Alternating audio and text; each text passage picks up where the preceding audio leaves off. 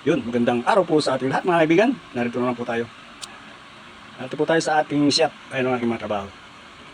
Meron po kasi nag-comment sa pinost kong isang araw kung paano daw maglagay ng butones at mag-lock na hindi naalis. Sandali lang ituturo ko. Siyempre, i-share natin yung kaalaman natin. Sayang naman kung hindi natin may share, di ba? Ito siya guys, papakita ko sa inyo. Ganito siya guys, ganito. Yan. Dapat tatapat sa butas. Dapat sa butas, kundi sira ang butones mo. Yan. Baba.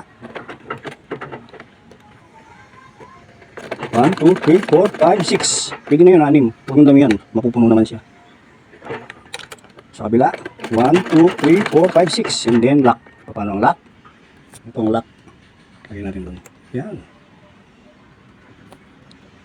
Lock. 1, 2, 3, 4, 5. Lipat mo ng kaunti. Para hindi lang isa yung pinapasukan niya. Pero same na butas pa rin mga kaibigan. Yun.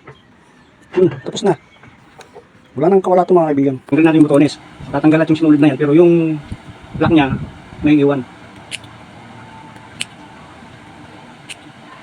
Si kuya nagtanong, ito, i-share mo para maraming makapanood. Tanggal ang butones.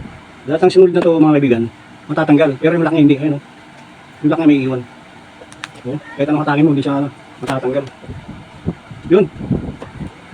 Ganun lang siya kadali. Okay, like and share. Bye.